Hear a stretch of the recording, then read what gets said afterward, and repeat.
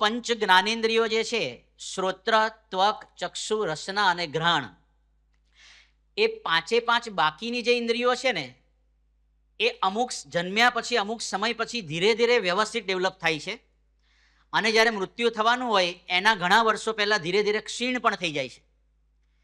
પણ આ જીહવા ઇન્દ્રિય એકમાત્ર એવી ઇન્દ્રિય છે કે જન્મતાની સાથે ફૂલ્લી ડેવલપ્ડ હોય છે અને મૃત્યુના છેલ્લા શ્વાસ સુધી ડેવલપ્ડ જ રહેશે, એ ક્ષીણ થતી જ નથી. નાનો હોય ત્યારે પણ જેમ દૂધ પીવા લિક્વિડથી શરૂઆત કરે ને પોચી પોચી ખીચડી નામ જેમ ખાવાની શરૂઆત કરે, એમ પથારી પર ઢળી ગયા હોય છેલ્લા શ્વાસો હોય અથવા તો છેલ્લા વર્ષો હોય તોય આવો ચોમાસું હોય તો કે પોસા પોસા ભજીયા બનાવજો ને, અથવા તો શીરો ગરમ ગરમ શીરો પોસો પોસો શીરો બનાવજો ને. એટલે આ એકમાત્ર ઇન્દ્રિય એવી છે કે જે ફૂલ્લી ડેવલપ્ડ છે અને throughout the life fully developed છે. અને એકાદશી એની પર પ્રહાર કરે છે એટલે અઘરી પડે છે ને આપણને, જે એકાદશી અઘરી પડે છે કારણ કે એકાદશીનો એટેક આ જીહવા ઇન્દ્રિય પર છે. એ વખતે પૂરતી પુષ્ટિ મળતી નથી. એક ગણતરી પ્રમાણે એવું પણ છે કે દુનિયાની અંદર તમામ લોકો ભગવાનને નાના મોટા જે આસ્થા ધરાવે છે પણ એ ભગવાનને પૂજે છે એના કરતાં પેટની પૂજા વધારે થાય છે. એટલે આ ખાલી કહેવા માટે નહીં, પણ ભગવાનને પૂજવા માટેના ટોટલ જેટલા સ્થાનો છે ને, મંદિર છે કે સિનેગોગ છે કે ચર્ચ છે કે મસ્જિદ છે, એ બધાનું કોમ્બિનેશન ટોટલ જેટલી ફિગર થાય, ટોટલ જેટલો આંકડો થાય એના કરતાં હોટલોની સંખ્યા વધારે છે. એટલે ભગવાનની પૂજા કરતાં પેટની પૂજા કરવાના સ્થાનો વધારે છે. એટલા માટે પણ થોડુંક આપણને એકાદશી છે એ થોડી અઘરી પડતી હોય. પણ યોગીજી મહારાજ કહે છે યોગીવાણીની અંદર કે શાસ્ત્રીજી મહારાજ 3 એકાદશીનો મહિમા બહુ જ કહેતા: દેવ પોઢી એકાદશી, દેવ ઉઠી એકાદશી અને જળઝીલની એકાદશી. અને યોગી બાપા તો કેફમાં કહે કે આખા દેશમાં હરિભક્તો નિર્જળા કરે. શાસ્ત્રીજી મહારાજે 85 વર્ષ સુધી નિર્જળા કરી. આપણને ઠેલ વાગ્યો છે તો આપણે પણ કરવું જ. આપણી જીભ, યોગી બાપા કહે કે આપણી જીભ 100 મણ સાટા ખાઈ ગઈ છે. ટાંકા ભરાણા, તળાવ ભરાણા, પણ પેટ નથી ભરાણા. આવું યોગી બાપા કહેતા. કારણ કે ટાંકાની કેપેસિટી હોય કે અમુક ભરાઈ પણ જાય, પણ પેટ ભરાતું. રોજ સવાર પડે અને કંઈક નવું જોઈએ. ગઈકાલે દબાઈને આઈસ્ક્રીમ ખાધો હોય તોય આજે કંઈક ઓફર કરે, લાવો ત્યારે તમારો બહુ આગ્રહ છે થોડોક ટેસ્ટ કરી લઈએ. એટલે ટાંકા ભરાય પણ પેટ ભરાતા નથી. હવે એવો એકાદશી આવે કે જેમાં પેટને ખાલી રાખવાની નોબત આવે એટલે સ્વાભાવિક છે આપણને થોડીક અઘરી પડે. પણ ગુરુ પરંપરાનો આગ્રહ આના માટે બહુ જ છે. કોઈક જગ્યાએ જે કહેવાય કે આમ બધી જગ્યાએ ચાલતા હોય સંપ્રદાય ધર્મ ને ક્યાંક હશે પણ ખરું, પણ આપણે ત્યાં તો આપણને દેખાય છે કે એટલો બધો આગ્રહ. અને એ આગ્રહ માત્ર કહેવા માટેનો નહીં, ગુરુ પરંપરાએ પોતે પણ આવા વ્રત ઉપવાસ એકાદશીનો એટલો બધો આગ્રહ રાખ્યો છે. તો એનું આ વચનામૃત છે. સ્વામિનારાયણ હરે, સ્વામિનારાયણ હરે. વચનામૃત ગરડા મધ્ય પ્રકરણનું 8મું, એકાદશીનું જ્ઞાન યજ્ઞનું અંતરદ્રષ્ટિનું. સ્વામિનારાયણ હરે. સંવત 1878ના શ્રાવણ સુધી દ્વાદશીને દિવસ પ્રાતઃકાળને સમયે સ્વામી શ્રી સહજાનંદજી મહારાજ શ્રી ગરડા મધ્યે દાદા ખાચરના દરબારમાં શ્રી વાસુદેવ નારાયણના મંદિર આગળ ચાકડા ઉપર વિરાજમાન હતા અને સર્વ શ્વેત વસ્ત્ર ધારણ કર્યા હતા અને પોતાના મુખારવિંદની આગળ પરમહંસ તથા દેશ દેશના હરિભક્તની સભા ભરાઈને બેઠી હતી અને પરમહંસ તાલ મૃદંગ લઈને કીર્તન ગાવતા હતા. પછી શ્રીજી મહારાજ સંત પ્રત્યે બોલ્યા છે: એકાદશીનું વ્રત કરવું તેની તો એમ વિગતિ છે જે પૂર્વે ભગવાન 10 ઇન્દ્રિયો અને 11મું મન તેને અંતર સન્મુખ કરીને પોઢ્યા હતા. તે સમયમાં નાડી જંગનો દીકરો જે મૂર દાનવ તે યુદ્ધ કરવા આવ્યો. પછી ભગવાનના એકાદશ ઇન્દ્રિયોના તેજમાંથી એક કન્યા ઉત્પન્ન થઈ. ત્યારે મૂર દાનવ કન્યા પ્રત્યે બોલ્યો છે: તું મને વર્ય. પછી કન્યા બોલ્યા છે: મારે તો એવી પ્રતિજ્ઞા છે જે મને યુદ્ધમાં જીતે તેને હું વરું. પછી મૂર દાનવને અને કન્યાને યુદ્ધ થયું. ત્યારે કન્યાએ મૂર દાનવનું મસ્તક ખડગ કરીને કાપી નાખ્યું. પછી ભગવાને પ્રસન્ન થઈને તે કન્યાને કહ્યું છે: તું વર માગ્ય. ત્યારે તે કન્યાએ વર માગ્યો છે: મારા વ્રતને દિવસે કોઈ અન્ન ન ખાય અને હું તમારા એકાદશ ઇન્દ્રિયોના તેજમાંથી પ્રકટ થઈ માટે મારું નામ એકાદશી છે અને હું તપસ્વીની છું. માટે મારા વ્રતને દિવસે મન આદિક જે 11 ઇન્દ્રિયો તેનો જે આહાર તે કોઈ કરે નહીં. એવું એકાદશીનું વચન સાંભળીને ભગવાને તે વર આપ્યો. એવી રીતે પુરાણની કથા છે. આ કથા પદ્મ પુરાણની અંદર આપણને એનો રેફરન્સ મળે છે કે ઘટના એવી બની કે સતયુગની અંદર મૂર નામનો આ નાડી જંગનો દીકરો જે મૂર, એ એક શક્તિશાળી રાક્ષસ હતો અને એણે ઇન્દ્ર સહિત તમામ દેવતાઓના વિસ્તારોમાં જઈને એક એક દેવતાઓને હરાવ્યા અને અંતે સ્વર્ગ ઉપર કબજો કરી લીધો. અને બધા દેવતાઓ પછી પરાસ્ત થયા એટલે ભેગા થઈને ભગવાન શિવજી પાસે ગયા, રક્ષણ માટે વિનંતી કરી કે ભગવાન અમારી રક્ષા કરો. શિવજીએ કીધું કે તમે વિષ્ણુ ભગવાન શ્રીહરિ પાસે જાઓ, વિષ્ણુ પાસે જાઓ, એ કંઈક કરી શકશે આમાં.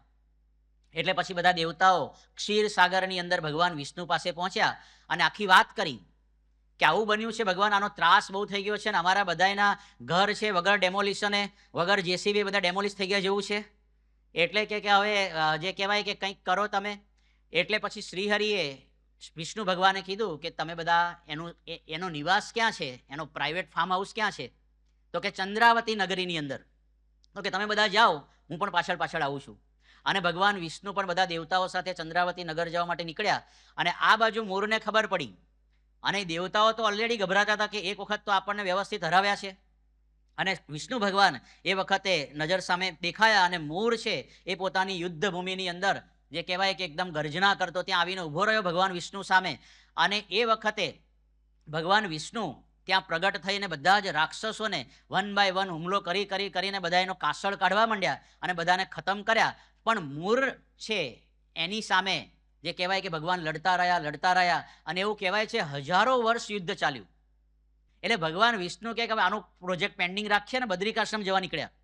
અને ત્યાં હેમવતી નામની ગુફા, ત્યાં જઈને કે અહીંયા કોઈ એન્ટ્રી નથી, કોઈ આવશે ને એટલે અહીંયા આપણે સૂઈ જઈએ, થોડોક થાક લઈને વળી પાછા લડવા જઈશું, એમ કરીને ત્યાં યોગ નિદ્રામાં સૂઈ ગયા. અને એ હેમવતી નામની ગુફામાં સૂતા હતા. પણ આના પણ બધી જે કહેવાય ને ઇન્ટેલિજન્સ બહુ પાવરફુલ હતી, એની રો બહુ પાવરફુલ હતી. એટલે એને ખબર પડી કે ભગવાન આ ગુફાની અંદર સૂતા છે, કે હું તો એમને ખતમ કરીને જ રહીશ. એટલે મોર પાછળ ભગવાન વિષ્ણુની પાછળ ગયો અને ગુફાની અંદર ગયો. અને ત્યારે આ ભગવાન છે હેમવતી નામની ગુફાની અંદર સૂતા હતા અને આ જેવો એટેક કરવા જાય છે ત્યારનો આ પ્રસંગ ભગવાન સ્વામિનારાયણ ટાંકે છે. હવે ખબર નથી કે નીલકંઠ વર્ણી વિશે કે મહારાજે ઘનશ્યામ વિશે પદ્મપુરાણ ક્યારે વાંચ્યું હશે, ક્યારે આ સ્ટોરી સાંભળી હશે અને આટલી ઈદમ એમની યાદ હશે. પણ એનો રેફરન્સ ટાંકીને કહે છે કે એ વખતે ભગવાન વિષ્ણુને પેલો મારવા જાય છે ત્યાં ભગવાનના શરીરમાંથી, એમની એકાદશ ઇન્દ્રિયોમાંથી, પંચ જ્ઞાનેન્દ્રિયો શ્રોત્ર ત્વક ચક્ષુ રસના અને ઘ્રાણ અને પંચ કર્મેન્દ્રિયો વાક પાણી પાદ પાયુ અને ઉપસ્થ, આ 10 ઇન્દ્રિયો 10 અને 11મું મન, એમ કરીને 11 ઇન્દ્રિયોમાંથી એક કન્યા ઉત્પન્ન થઈ. અને એ આવી રીતે બહુ અત્યંત સ્વરૂપવાન હતી. અને ભગવાને જે આ વર્ણન કર્યું સ્વામિનારાયણ ભગવાને, એ રીતે પેલા મૂળ દાનવે એને કીધું કે ભાઈ તું મારી સાથે લગ્ન કર. તો કે ભાઈ મારો નિયમ એવો છે કે મારી સાથે યુદ્ધમાં જે જીતે ને એની સાથે હું લગ્ન કરું. હવે સંતો વર્ણન કરે છે કે ભાઈ આમાં પણ એને જે કહેવાય કે શાન ઠેકાણે ના જ કહેવાય ને કે યુદ્ધમાં જીતે તો બેમાંથી એક તો મરે જ, તો લગ્ન કોની સાથે કરે. પણ તોય કે ચાલો તો યુદ્ધ કરીએ. પણ પેલા તો ભગવાનના એકાદશ ઇન્દ્રિયોમાંથી ઉત્પન્ન થયા હતા એટલે મૂળ એને હરાવી શક્યો નહીં અને મૂળ દાનવનો ત્યાં વધ થયો, એનું મૃત્યુ થયું. અને આ બધા અવાજથી કોલાહલથી ભગવાન છે એ પોતે જાગી ગયા અને જોયું તો આ દેવી છે એમણે પેલા મૂળ દાનવનો વધ કરેલો. એટલે બહુ પ્રસન્ન થયા અને વરદાન માગવા માટે કીધું. એટલે પહેલા એમણે કીધું કે હું તમારા જ એકાદશ ઇન્દ્રિયોમાંથી ઉત્પન્ન થયેલું છું, તમારી જ શક્તિ છું. એટલે એ એકાદશીએ, એટલે એનું નામ એકાદશી કહેવાય છે. એકાદશ ઇન્દ્રિયોમાંથી પ્રગટ થયા અને પછી એમણે વરદાન માગ્યું કે ભગવાન હું તમારા જ આ રીતે કહેવાય કે એકાદશ ઇન્દ્રિયોમાંથી પ્રકટ થયેલું છું, તો મને એવું વરદાન આપો કે આ દિવસે તમારા બધા ભક્તો હોય એ એકાદશ ઇન્દ્રિયોના આહારનો ત્યાગ કરે. અને કહેવાય છે કે ત્યારથી એકાદશીની પરંપરા શરૂ થઈ. ઉત્પન્ના એકાદશી ઉત્પન્ન થઈ ને એટલે આને ઉત્પન્ના એકાદશી કહે છે. પણ કે ત્યારથી એકાદશીનું વ્રત છે એ શરૂ થયું. પૂજ્ય સંત સ્વામી સારંગપુરમાં હતા, એ કહેતા હતા કે આ મૂળ દાનવ એટલે શું? મોહ. મોહ છે એને ભલભલા દેવતાઓને પણ પરાસ્ત કરી દીધા છે ને. એટલે કે માનવ અને દેવતાઓ બધા સહિત મોહથી પરાસ્ત થયેલા છે. અને જે ભગવાનની એકાદશ ઇન્દ્રિયોમાંથી શક્તિ પ્રગટ થઈ છે, શક્તિ કઈ છે? તો સંયમની શક્તિ છે. અને એવી રીતે આ એકાદશીના વ્રતની શરૂઆત થઈ છે. પણ એ આપણા બધા માટે થોડું અનયુઝ્યુઅલ છે. કારણ કે નોર્મલી તો વિષય ભોગ પંચ વિષય તરફ આપણી તમારી બધાની ગતિ એ એક ઢળતો ઢાળ છે. જ્યારે આ વિરુદ્ધ ઢાળમાં ઉપર ટેકરા પર ચડવાની વાત છે. તપ કર્યું નથી ને કરવાની વાત છે. એટલે તપ કરવું પડે, શરીરને કષ્ટ પડે, ભૂખ લાગે, તરસ લાગે, ઊંઘ આવે, ઝોકા આવે, કામમાં બરકત ના આવે, અંતરમાં અણગમો રહે, ક્યારે પારણા કરશું, ક્યારે પારણા કરશું. ઘણીવાર તો રાત્રે સપનામાં લીંબુ પાણીનો શરબતનો દરિયો દેખાય કે હવે ક્યારે આમાંથી પી લઉં. એટલે એવા બધા જે કહેવાય કે વિચારો જાત જાતના આવે, પણ ટૂંકમાં આપણને અઘરી પડે છે. એટલા માટે પેલા સંત પુનીતે આપણું વર્ણન કરતા કીધું છે કે એકાદશી આપણી કેવી હોય છે. હે હરિ, આજ એકાદશી ઉપવાસ, વેઠ્યો ભૂખનો બહુ ત્રાસ, બીજું કાંઈ ખાધું નથી રે, બીજું કાંઈ ખાધું નથી રે. સિંગોડાનો શીરો બનાવ્યો ને રાજગરાની પૂરી, શાક સુરણનું મેં ઘીમાં વઘાર્યું તોય ન થાય સબૂરી. મોરૈયાનો ભાત બનાવ્યો, બટાકાની સૂકી ભાજી, દૂધ બાળીને બાસુંદી મેં કીધી, મારા મનને કરવા રાજી, બીજું કાંઈ ખાધું નથી રે. સાંજ પડી ત્યારે વેફર સાથે કોરો ચેવડો લીધો, દૂધીનો હલવો મંગાવી મેં તો મોંમાં મૂકી દીધો, સૂતી વેળાએ દૂધ મંગાવી 1.5 લીટર મેં પીધું, રામ ભગત કહે પુનિત થાવા, એકાદશી વ્રત કીધું, બીજું કાંઈ ખાધું નથી રે. ડઝન કેળા ખાઈ જાય ને 1.5 લીટર દૂધ પી જાય તો બીજું કાંઈ ખાધું નથી. એટલે આપણી એકાદશી કરીએ તો પછી આવી થાય છે ફરાળી એકાદશી. મહારાજના સમયમાં ગરડાની અંદર શરૂઆતમાં આવ્યા મહારાજ જ્યારે ત્યારે બધી પરંપરાઓનું સ્થાપન કરવાનું હતું. એમાં એમની રુચિ તો તપ વ્રતની હતી જ. પુલાશ્રમમાં તપશ્ચર્યા કરીને આવ્યા હતા મુક્તિનાથમાં અને બધી જગ્યાએ. એટલે એમને બધા ભક્તોને તપશ્ચર્યાના ઢાળે ચડાવવા હતા. એટલે એકાદશીની શરૂઆત જ્યારે કરવાની હતી શરૂઆતના વર્ષોમાં, અને મહારાજ બહુ પ્રતિપાદન કરતા પણ બધા કરે નહીં. પણ એક વખત મહારાજે બહુ જ મહિમા કીધો એકાદશીનો. એટલે સુરા ખાચરના ભત્રીજા હતા માણસિયા ખુમાણ. એટલો બધો મહિમા કીધો. મહારાજને બીતા બીતા પૂછ્યું કે મહારાજ, એકાદશીના દિવસે અનાજ ખાય તો શું થાય? હે મહારાજ, એના શું હાલ થાય એ વાત કરો તમે. એટલે શ્રીજી મહારાજ કે જો માણસિયા, એકાદશીના દિવસે અનાજ ખાય એટલે જેમ છાતીમાં કોઈ ભાલા ભોંકે અને દુઃખ થાય, એમ તમે એક એક અનાજનો દાણો ખાઓ ને એ મારી છાતીમાં ભાલા ભોંક્યા હોય ને એવું મને દુઃખ થઈ જાય. માણસિયા ખુમાણ કે હે મહારાજ, આ તો ભારે થઈ. તો કે એકાદશી કરવી જ પડે. તો મહારાજ કે કરવી જ પડે. પણ હવે ક્યારે એને અનુભવ નહીં અને દરબારને આવી રીતે કરવાની આવી એકાદશી, બહુ ભારે પડી એમને. અને બપોર થતા થતા તો કે મને ખવડાવો, હાથ પગ ઊંચા કરે ને પછી તો બધા જોવા આવ્યા કે આ માણસિયાને કંઈક થઈ ગયું છે, મોઢામાંથી ફીણ નીકળી ગયા. એટલે નથુ ખાચર હતા ને બહુ ગભરાઈ ગયા કે આને કંઈક થઈ જશે. એટલે મહારાજ પાસે જઈએ, એકાદશી અત્યાર સુધી તો કરી છે, જેમ તેમ કરીને મહારાજ પાસે દોડતા દોડતા ગયા કે મહારાજ તમે નિર્જળા એકાદશીની વાત કરી છે પણ પેલાના મોઢામાંથી ફીણ નીકળ્યા છે, માણસિયો મરી જશે. મહારાજ કે માણસિયો નહીં મરે, ચિંતા ના કરો. પણ પછી મહારાજ ત્યાં ધીરે રહીને ગયા. માણસિયાને એટલું જ કામ હતું મને કંઈ ખાવા પીવાની છૂટ આપી દે, કારણ કે આ નિર્જળા એકાદશીનો પ્રયોગ કરતા હતા મહારાજ. એટલે એ વખતે મહારાજ એની પાસે પહોંચ્યા ત્યારે પેલો માણસિયો ધીરે રહીને કે મહારાજ, આ માણસિયાને માણસ મારી વળગી છે, બીજું કાંઈ થયું નથી. આ તમે એકાદશી ક્યાંથી લાયા? માણસ મારી જેવી છે, એટલે મારી નાખશે મને. એટલે હોશ કોશ જતા રહ્યા છે. આ સાંભળીને મહારાજ, ગમત સાંભળીને મહારાજ હસ્યા અને કે ફરાળ તો એની છૂટ આપવી જ પડશે. મહારાજે પછી કીધું કે વાંધો નહીં, ફરાળ કરવાની છૂટ આપી અને માણસિયાના જીવમાં જીવ આવ્યો કે હાશ હવે બરાબર છે. પણ એક એકાદશી તો પાછી પેલી સંત પુનિતવાળી જ તે જ્યાં વર્ણન કર્યું એવી કરતા હોય, પણ તોય ફરાળ ખાઈને આપણે ઘણીવાર ફરાળ ખાઈને પણ આપણને અઘરું પડતું હોય છે. અને અહીંયા એકાદશી આવું વરદાન માગી લીધું. ઘણાને તો વિચાર આવી ગયો છે કે આને માગતા આવડીને આવું મગાતું હશે ભગવાન રાજી થયા કે મારા જન્મ દિવસે કોઈ જમે નહીં. ઘણા આવો વિચાર આવી જાય, ક્રિએટિવ વિચાર. પણ ટૂંકમાં એકાદશી આ વરદાન માગ્યું ત્યારથી આપણે છે આ એકાદશી આવી છે. પણ આપણી ગુરુ પરંપરા સામું જોઈએ. યોગી બાપાને તો એટલો મહિમા, વ્રત ઉપવાસના બધા મહંત સ્વામીને બધાને તો જે કહેવાય ને એટલી લેફ્ટ લીધી છે. યોગી યુવક ઉપવાસ કોલેજ એ સ્પેશિયલ ચાલુ કરી હતી. અને નવડાવે તો સરસ કેવી નવડાવા જાય, યોગી બાપાને લાભ લેવા પેલો બચારો હસે હસે ગયો હોય અને નવડાવા જાય ગુરુ ઉપવાસ કાલે. અને એમાં મહંત સ્વામી મહારાજને તો 5-5 દિવસ ઠપકાર્યા હતા. એ તો કેવા અઘરા પડી જાય. પણ યોગી બાપાની અત્યંત રુચિ, પાછા ફાયદા ગણાવે યોગી બાપા. એમાંથી એક કઈ ફાયદો આપણને સમજાય એવો નહીં, પણ યોગી બાપા કે એકાદશી કરે, ઉપવાસ કરે તો ફાયદા કેટલા બધા થાય. યોગી બાપા કે એક અજીર્ણ મટી જાય. હવે મટતું હશે વધે ઉપરથી, ઘણીવાર એવું લાગે, પણ યોગી બાપા કે અજીર્ણ મટી જાય. બીજું કે શક્તિ સચેતન થાય, આત્મબળ વધે. પછી કે મોટા પુરુષ રાજી થાય, ભગવાનનો સાક્ષાત્કાર થાય. છઠ્ઠું કે તપ જેવું વાલું છે વાલમ ને વાલમ રાજી થાય. સાતમું કે દેહ દમનને આત્મવિચારથી ઇન્દ્રિયો અંતઃકરણ જીતાઈ જાય. આઠમું સ્ફૂર્તિમાં રહેવાય. નવમું કે વહેલા ઉઠાય, ઊંઘનો સંકોચ ના રહે. આ એક સાચું લાગે છે, વહેલા ઉઠાઈ જવાય, પેટ ખાલી હોય ને એટલે વહેલું ઉઠી જવાય. પછી 10મું કે છે કે તાવ તર્યો મંદવાડ ના આવે. અને 11મું કે છે કે શરીરનો પાવર આવે. હવે પાવર આવતો હશે, ઢીલા ગેસ જેવા થઈ જઈએ. પણ એ લોકોને એટલો બધો ઉત્સાહ છે આ બધા પુરુષોને, આપણા ગુરુઓને, એટલે ના હોય ત્યાંથી ફાયદા ગણાઈને બસ ગમે તેમ કરીને કરો તમે. યોગી બાપા કે 5 દિવસ જો કરીએ ને તો ઉપવાસ કરવાની ટેવ પડી જાય. એટલે આપણે કાયમ માટે કરવું. પણ યોગીજી મહારાજને ખબર પડે કે આવતીકાલે એકાદશી છે તો એકદમ આનંદ થઈ જાય એમને. ઓહો કાલે ખાવાનું નહીં, પીવાનું નહીં, સુવાનું નહીં, માત્ર ભજન કર્યા કરવાનું, એ ભજન કર્યા કરશો, આનંદ આનંદ થઈ જશે. અને આપણું એક્ઝેક્ટલી રિવર્સ હોય, 180 ડિગ્રી. રોજ ભજન થતું હોય પણ એ દિવસે ભજન થાય નહીં કે ભાઈ આ વહેલું ખાવા ભેગા થઈએ તો સારું. પણ આ યોગી બાપા જેવા પુરુષ, અને આ એમને ખાલી કીધું નથી, એમના જીવનમાં દેખાય કે ઉપવાસને એમને એન્જોય કર્યો છે, માણ્યો છે. 1960ની અંદર બાપા છે વિચરણમાં હતા આફ્રિકાની અંદર, અને એ વખતે લુસાકાથી 400 માઇલ કાપીને સોલ્સબરી જવાનું હતું, અને રાતના 11:30 થઈ ગયા. અને યોગી બાપાનો નિયમ એવો હતો, અને આ 8મનો દિવસ હતો, અને નિયમ એવો હતો કે મુસાફરીમાં કાંઈ લે નહીં. એટલે એ દિવસ તો ખાધા પીધા વગરનો ગયો, અને અધુરામપુરું સાંજે જઈને જમવાનો પ્રોગ્રામ હતો. પણ ત્યાં પહોંચ્યા અને નવું ગામ હતું, એટલે રસ્તો શોધતા ઉતારે જવાનો રસ્તો સત્તા મોડું થયું, અને 12:15 પહોંચ્યા. ત્યાં પાછો બીજો નિયમ એમનો લાગુ પડી જાય કે 12 વાગ્યા પછી કંઈ ખવાય નહીં. એટલે પેલા બધાએ બનાવ્યું હતું પણ એ લીધું નહીં.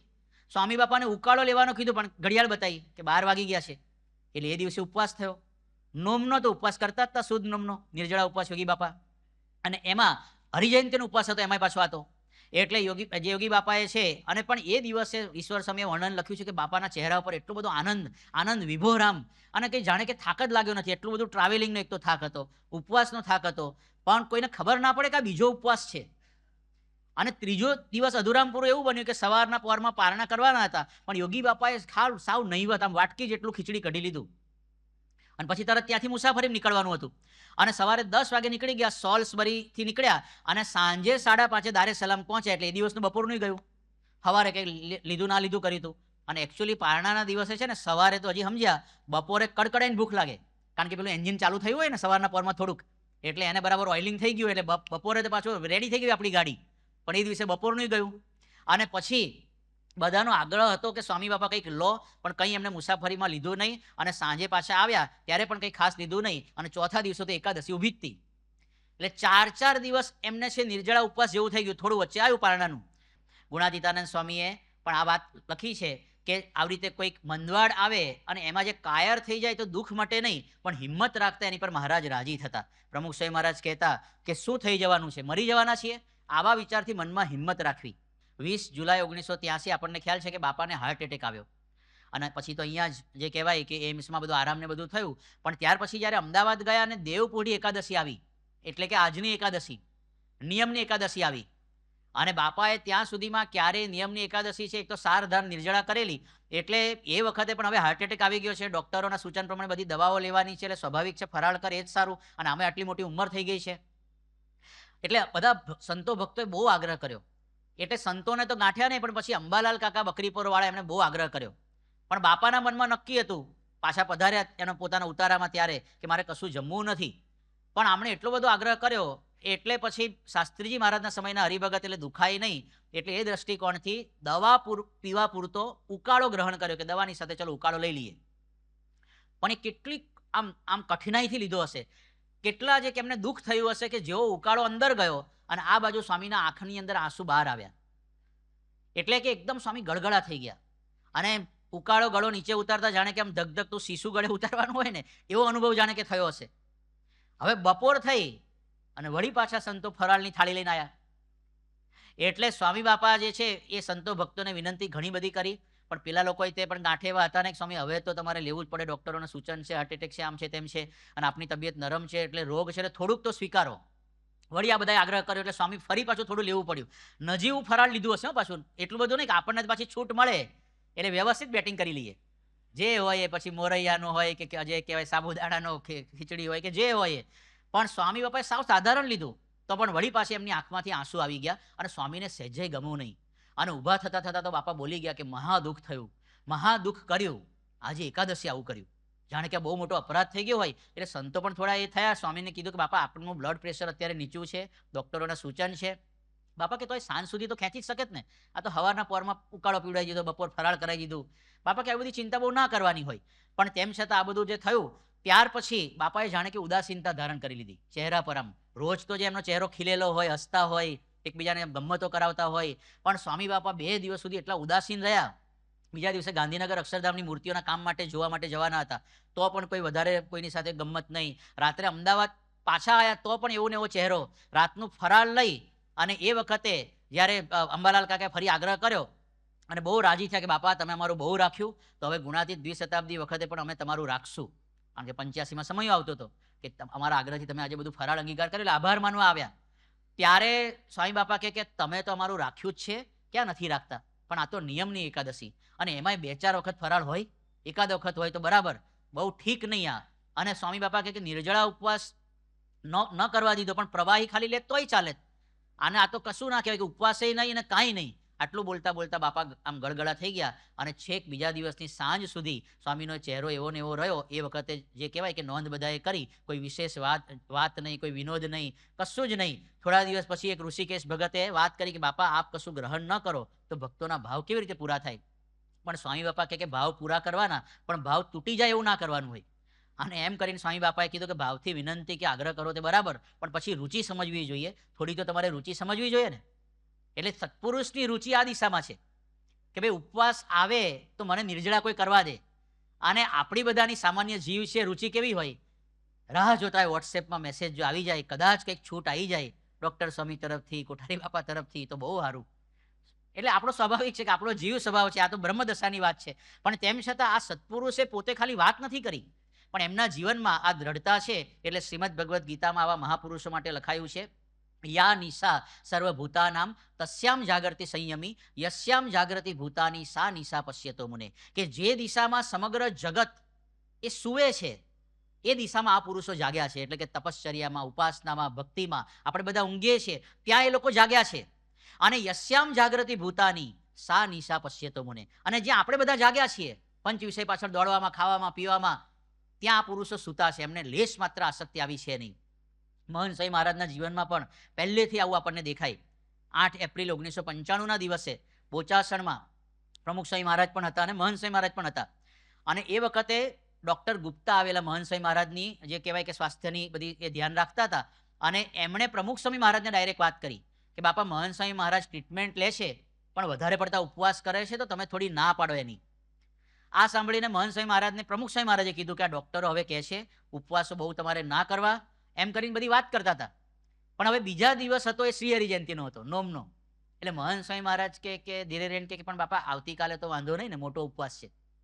હવે આવું કે એટલે પછી પ્રમુખ સ્વામી મહારાજ કે સારું વાંધો નહીં, કાલે તો મોટી નોમ છે એટલે કરવો જોઈએ, એનો વાંધો નહીં, પણ બીજા ઉપવાસમાં થોડું ફરાળ કે થોડું ફ્રૂટ લેજો, એટલું તો કરજો. એમ કરીને મહંત સ્વામી મહારાજને કર કરાવ્યા. આપણને તો સત્પુરુષ કે એટલે તો કેવું આમ લીલી ઝંડી મળી જાય કે બાપાએ કીધું છે આપણે ફરાળ લેવાનું જ છે હવે, એટલે આજ્ઞા સમજીને લઈએ. પણ એમાં પછી તો થોડી આટલી બધી ભલામણ જે કહેવાય કે મહંત સ્વામીને કરી, અને પછી બાપા છે ને તરત ડૉક્ટર સામુ જોઈને બોલવા માંડ્યા કે આ બધાને, એટલે કે આ બધા સદગુરુ સંતોને, આ લોકોને પહેલેથી યોગી બાપાએ એટલા બધા ઉપવાસ કરાયા છે ને, એટલે હવે ઉપવાસનો મહિમા નીકળતો જ નથી. અને બાપાએ પોતાના વિશે કીધું કે મારે એવું છે, ઉપવાસનો મહિમા માંડ નીકળે છે કે આ બધા મંડ્યા છે તોય. એટલે આ લોકોએ કેટલી બધી પ્રેક્ટિસ કરીએ છીએ. જેમ રોજ પ્રેક્ટિસ કરીએ તો સહજ થઈ જાય ને, એમ આ લોકોને એટલા બધા તાવીને તપશ્ચર્યા કરાઈને એવું કરી નાખ્યું છે કે હવે ઉપવાસ કરવાની જરૂર નથી, આજ્ઞા નથી, તોય એમ થાય ખરું ઉપવાસ કરવા મળે મજા આવે. અને આપણું એક્ઝેક્ટલી રિવર્સ છે કે કોઈ દિવસમાં કોઈ જન્મે આવી પ્રેક્ટિસ કરી નથી ને, એટલે થાય ખરું ક્યારે છૂટ મળે ને તો મજા આવે. એટલે આવા પુરુષને આપણે ભટકાયા છીએ. એટલે સ્વામીને એવું થાય કે થોડું ઘણું તો આપણે કરીએ. એટલે 5 ઉપવાસ એ આપણને નિર્જળા જે કરવાની આજ્ઞા કરી છે મહંત સ્વામી મહારાજે. ત્યાર પછી નોમના દિવસે ડૉક્ટરોના બહુ કહેવાથી કીધું કે ના ફરાળ કરવું જ પડશે, દવાઓ લેવાની છે. તો 1:30 વાગે બેઠા, પણ 5 મિનિટમાં ફરાળ કરીને ઊભા થઈ ગયા. 2-3 જાંબુની ચીરી લીધી, એક કંદ કંઈક ચીપ લીધું, પેલી એક કંદની ચીપ લીધી, અને એક જે ચીપ્સ છે કંઈક બીજી લીધી. એમ કરીને તરત 5 મિનિટમાં તો ઊભા થઈ ગયા. હવે આપણે આવું તો કરી જ ના શકીએ. છૂટ હોય એટલે પછી વ્યવસ્થિત ભોગવવા જોઈએ જ. અને આવી રીતે જે કહેવાય ઓછું જમીને નીકળવું ને એ બહુ મોટી ચેલેન્જ છે. પણ આવી રીતે આપણા ગુરુઓના જીવનમાં પણ આપણને દેખાય છે કે અત્યંત જે કહેવાય કે તપની આસક્તિ અને ઈશક, અને એ જ વસ્તુ પછી આપણા હરિભક્તોમાં ઉતરી આવ્યું છે. એવું કહેવાય કે આપણે ત્યાં હરિભક્તોમાં પણ ભલે આપણે આમાં આવી વાત કરીએ, પણ એકાદશી કરવાવાળા, પછી શ્રાવણ માસમાં અત્યારે તો આખું મહંત સ્વામી મહારાજે જુવાળ ઉપાડ્યો હોય ને, પેલા મહંત વ્રત કરતા હતા બધાય, અને 5-5 દિવસના ઉપવાસ કરવા ક્યાં થાય કળિયુગમાં. 2006ની અંદર હ્યુસ્ટનની અંદર વૈદિક કોન્ફરન્સ હતી, અને એમાં વામદેવ શાસ્ત્રી, જેનું મૂળ નામ ડૉક્ટર ડેવિડ ફ્રોલી, પછી એ હિન્દુ ધર્મથી પ્રભાવિત થઈને સંન્યાસ ગ્રહણ કર્યો એવું કહી શકીએ આપણે. એટલે પછી એમનું નામ થયું વામદેવ શાસ્ત્રી. એટલે એ વામદેવ શાસ્ત્રીને બાપા સાથે બહુ જ જે કહેવાય કે ઘરોબો સંબંધ અને સારો ભાવ. અને આ વૈદિક કોન્ફરન્સનું જે આખું આયોજન કરતા હતા, એ પોતે મૂળ અમેરિકામાં રહે, એ અમેરિકામાં આખી આ કોન્ફરન્સનું આયોજન હતું. એટલે એમાં એ પણ એક આયોજકોમાં હતા. એટલે એમણે હ્યુસ્ટનનો આપણો BAPSનો જે હોલ હોય ત્યાં આ કોન્ફરન્સ થાય એવું આયોજન વિચારેલું. પ્રમુખ સ્વામી મહારાજને પૂછ્યું હશે, એટલે કે ત્યાં સ્થાનિક એ વખતે કોઠારી સ્વામી અનિરુદ્ધ સ્વામી જતા અને સ્વામીને પૂછાવડાઈને બધું ગોઠવાઈ ગયું. પણ જોગાનું જોગ એવું બન્યું કે એ દિવસે એ કોન્ફરન્સ જે 3 દિવસ લગભગ હશે એમાં એક દિવસ એકાદશી હતી. હવે એકાદશીના દિવસે BAPSના કેમ્પસમાં તો ફરાળ સિવાય કશું બને જ નહીં. હવે આ લોકોએ જે મેનુનું લિસ્ટ મોકલ્યું તેમાં ફરાળનું નામો નિશાન નહોતું, ફૂલ ફ્લેજ મેનુ હતું. એટલે પછી બહુ દ્વિધા થઈ શું કરું આ કરું, પણ પછી કે ઠાકોરજીનો થાળ અને સંતો ભક્તો પૂરતા તો આપણું ફરાળ જે ચાલે છે, પણ એ લોકો માટે જુદી કંઈક વ્યવસ્થા બધી કરવામાં આવી. પણ હવે અધૂરામાં પૂરું થયું શું કે એ લોકોને ત્યાં રસોડામાં વ્યવસ્થા માટે સ્વયંસેવક અને વોલન્ટિયર્સની જરૂર હતી. એટલે પછી આપણા કિશોરો અને કિશોરીઓ એ ત્યાં સેવામાં હતા. આપણા નાના જે યુવાનો યુવતીઓ કહેવાય એ બધા ત્યાં પીરસવાની સેવામાં અને રસોડાની સેવામાં અને બધું જે વાઇન્ડઅપની સેવામાં બધામાં હતા. એમાં બપોરે આ લોકો બધા લંચ કરવા માટે આવ્યા, બધા જે સ્કોલર્સ હતા ને, વિદ્વાનો અને PhD થયેલા, અને હિન્દુ ધર્મના કોન્ફરન્સમાં હિન્દુ ધર્મ ઉપર લેક્ચર આપવાનું હતું, એ લોકો પેપર રિસર્ચ પેપર રજૂ કરવાના હતા. એટલે એ બધી વસ્તુઓ જે કરવાના હતા એ લોકોનું સેશન પૂરું થયું પછી જમવા માટે આવ્યા અને બપોરે જમી કરીને બધું પરવાર્યા એ લોકો. એમાં આ લોકો બધી સેવાઓ કરતા હતા. એમાં આ ડેવિડ ફોલી અને જે બીજા કેટલાક વિદ્વાનો હતા, 15-20 કિશોરો હતા, બધાને બોલાયા કે હવે અમારા બધાનું ટીમનું બધાનું પૂરું થઈ ગયું છે, બધાએ જમી લીધું છે, હવે તમે લોકો જમી લો. ત્યારે આ કિશોરોએ શું કીધું કે અમારે તો આજે એકાદશી છે. તો કે ઓકે તમે આ ફૂડ નહીં ખાવ તો પણ તમારું ફરાળ તો ખાઈ આવો. તો કે ના અમારે તો નિર્જળા એકાદશી છે. એટલે વધારે શોખ લાગ્યો હોય એ લોકોને. અને પછી એ બધા પંડિતો હિન્દુ ધર્મનું પ્રતિપાદન કરવા માટે, સંસ્કૃતિ સનાતન સંસ્કૃતિનો કેવી રીતે વિકાસ થાય એના માટે બેઠા હતા. એ પણ સારું જ કામ કરે છે, પણ એ લોકોને અંતરદ્રષ્ટિ થઈ અને પછીના સેશનમાં આ વાતનો ઉલ્લેખ થયો કે આપણા માટે શરમની વાત કહેવાય કે વૈદિક કોન્ફરન્સ માટે આપણે ભેગા થયા છીએ અને આપણામાંથી કોઈને આજે બધા એકાદશીના દિવસે અનાજ ખાઈને બેઠા છીએ, જ્યારે અહીંયા જન્મેલા અહીંયાના બોર્ન એન્ડ બ્રોટ અપ પ્રમુખ સ્વામી મહારાજના આ યુવાનો યુવતીઓએ આજે એકાદશી નિર્જળા કરેલી છે. એટલે કળિયુગમાં સતયુગ જાણે કે આ સત્પુરુષે જે કહેવાય કે ઊભો કર્યો હોય એવા પ્રકારની આ વાત કહેવાય. એવી જ રીતે ત્યાંના જ લોસ એન્જલસના બે આપણા સન્નિષ્ઠ યુવતીઓ મીરાબેન અને એન્જેલિનાબેન અમીન, મીરા અમીન અને બંને લગભગ બહેનો છે, પણ આ બંને યુવતીઓ છે એ ત્યાં યુએસની આર્મીની અંદર એ લોકોનું સિલેક્શન થયું અને પછી ત્યાં જે કહેવાય કે આર્મીમાં ટ્રેનિંગ માટે પોતે હતા. અને એ ટ્રેનિંગ છે, આર્મીની ટ્રેનિંગ હોય એટલે સ્વાભાવિક છે, ત્યાંની મિલિટરીની ટ્રેનિંગ હોય એટલે સખત જે કહેવાય કે એ લોકોને જે કસ કાઢી નાખે. અને એમાં વચ્ચે એક તબક્કો એવો આવ્યો, હવે ત્યાં આર્મીની ટ્રેનિંગમાં નિયમો પાડવા અઘરા છે અને એમાં પણ 4 દિવસ સુધી સતત એ લોકોને એવું બન્યું કે 1 મિનિટ પણ સુવા ના દે. એટલે એ લોકોનું મેક્સિમમ જે કહેવાય ને આઉટપુટ મળે, એટલે ગોઈંગ એક્સ્ટ્રા માઇલ્સ કહેવાય ને, એટલે ગોઈંગ બિયોન્ડ ધ બોર્ડર્સ. એટલે એ લોકો એની પાસે શક્તિઓ બહાર કાઢવા માટે આવા બધા પ્રયોગો કરતા હોય. એમાં 4 દિવસ સળંગ સુવા ના દેવા ટાઈપની એક્સરસાઇઝ ને એક્ટિવિટી ના અંતે બધું હતું. હવે એમાં એ લોકોને ખાવા પીવા માટે જાતે રોજ તો આ લોકો પોતે વ્યવસ્થા કરી શકે, પોતાની જાતે બનાવી શકે, એટલે જાતે બનાવી લેતા હતા.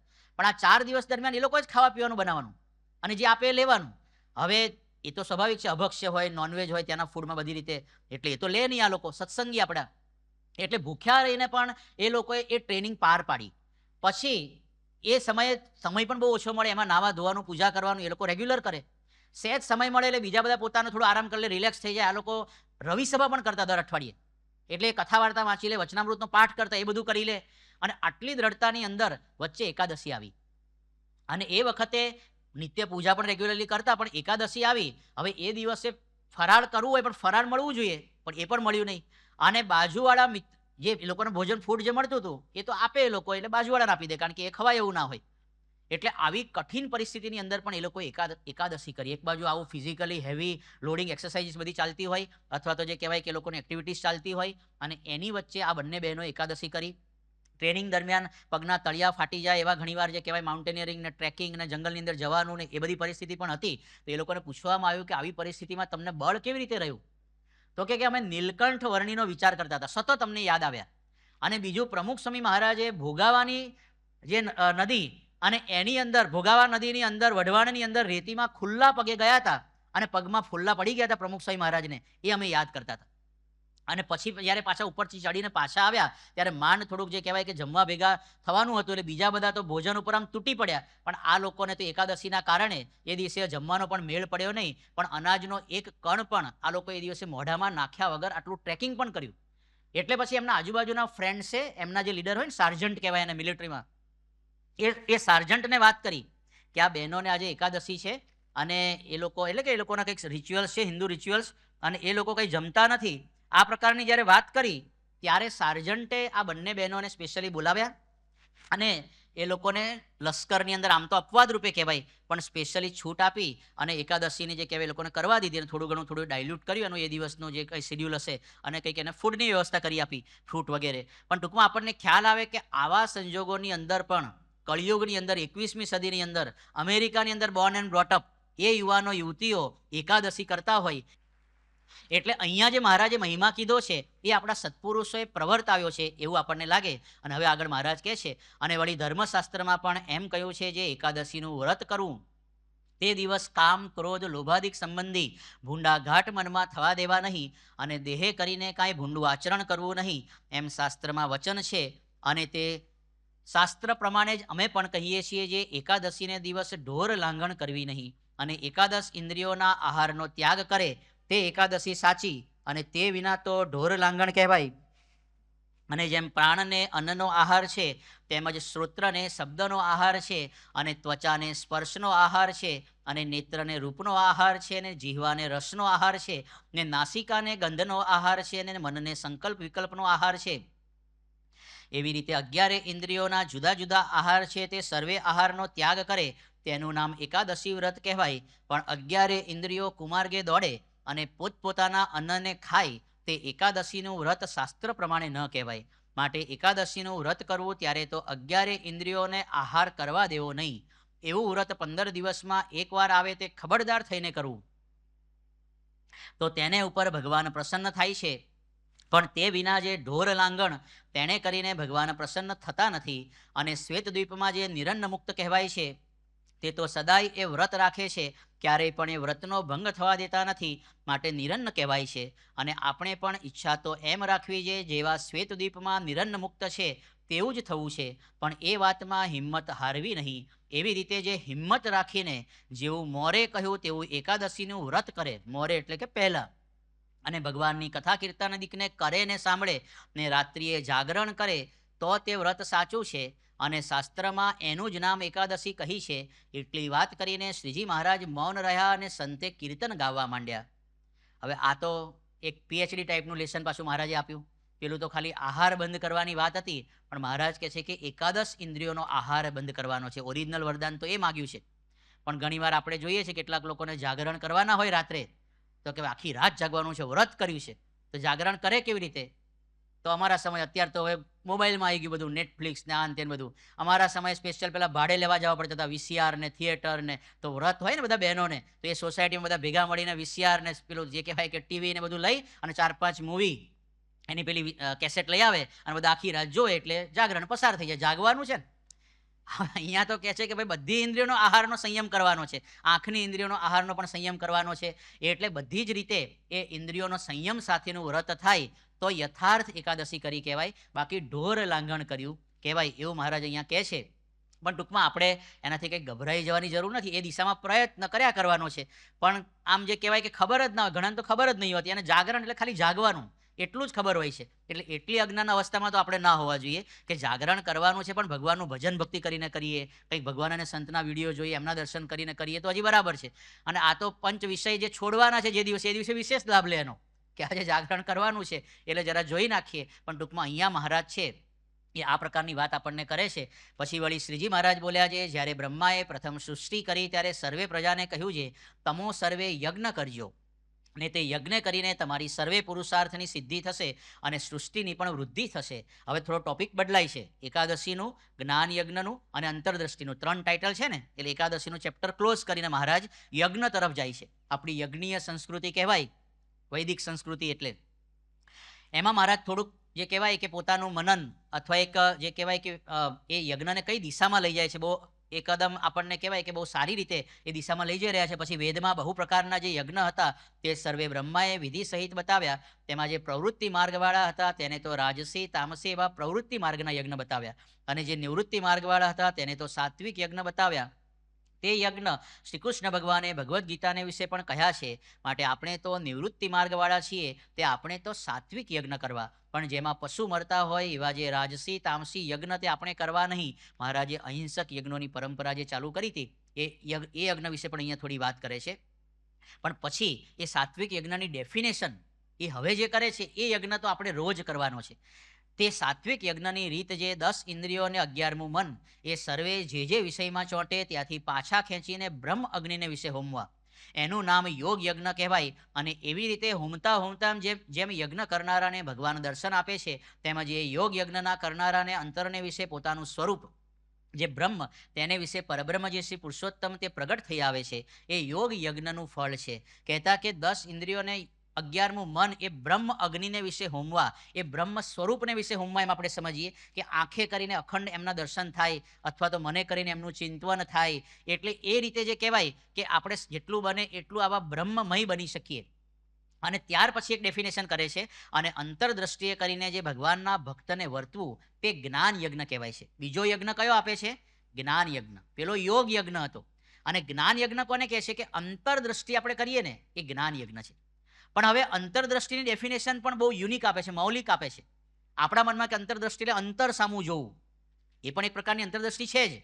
પણ અહીંયા મહારાજ શું કહે છે કે હવે કોઈ એમ પૂછે જે અંતરદ્રષ્ટિ તે શું, તો તેનો ઉત્તર એ છે જે બહાર અથવા માહિલી કોરે ભગવાનની મૂર્તિ સામે જે વૃત્તિ કરવી એ જ અંતરદ્રષ્ટિ છે. અને હવે અંતરદ્રષ્ટિ શબ્દ જ બતાવે છે કે અંતર સામું દ્રષ્ટિ કરવાની, પણ ડેફિનેશન કેવી આપે છે? બહાર પણ, એટલે કે બહાર પણ આપણે ભગવાનની મૂર્તિ સામે જોઈએ એ પણ એક પ્રકારની અંતરદ્રષ્ટિ છે. તો તમારા મનમાં થાય કે ભાઈ મૂર્તિ જોવી એટલે આમ ટગર ટગર જોયા કરવા, એવું નહીં.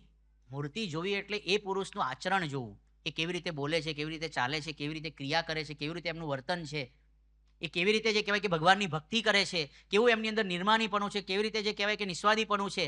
આ બધી વસ્તુઓ એમની જોતા રહીએ તો ધીરે ધીરે એ આપણી અંદર આવે. આ સ્પિરિચ્યુઅલ ટેકનોલોજી છે.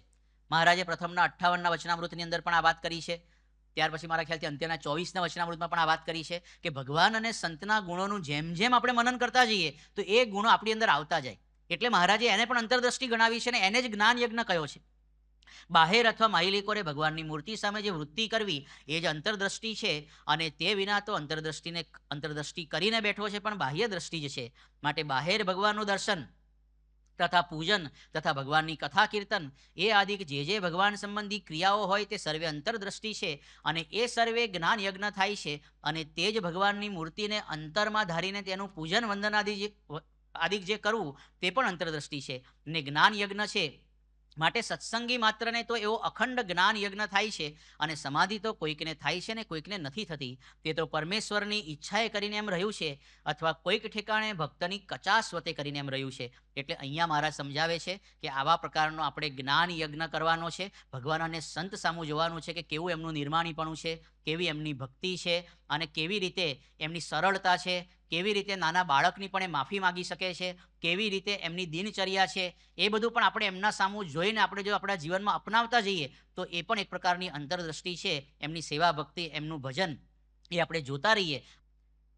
અને જ્ઞાની ભક્ત હોય તે તો એમ જાણે જે ભગવાનનું સ્વરૂપ છે તે જ નિર્ગુણ છે. અને જેને જેને તે ભગવાનનો સંબંધ થયો તે સર્વે નિર્ગુણ માર્ગવાળા છે. અને જે કથા કીર્તનને વિશે ભગવાનના સ્વરૂપનો સંબંધ છે તે સર્વે નિર્ગુણ કહેવાય છે. અને જે કથા કીર્તનને વિશે ભગવાનનો સંબંધ ન હોય તે માઇક ગુણે યુક્ત છે, માટે સગુણ કહેવાય છે. અને જેને ભગવાનની પ્રાપ્તિ થઈ છે અને ગ્રહસ્થાશ્રમી છે તો પણ તે નિર્ગુણ કહેવાય, અને ત્યાગી હોય તો પણ તે નિર્ગુણ કહેવાય. માટે ભગવાનને પામ્યાનો જે માર્ગ તે જ નિર્ગુણ માર્ગ છે. અને તે જે ભગવાન સંબંધી ક્રિયા કરે તે સર્વે નિર્ગુણ છે. કહેતા કે ગ્રહસ્થાશ્રમી અને ત્યાગી આપણે ત્યાં આ બંનેને સરખી લાયકાત આપી છે કે બંને પોતાની મુક્તિ કરી શકે, બંને પોતાનું કલ્યાણ કરી શકે. અપૂર્વ મંત્ર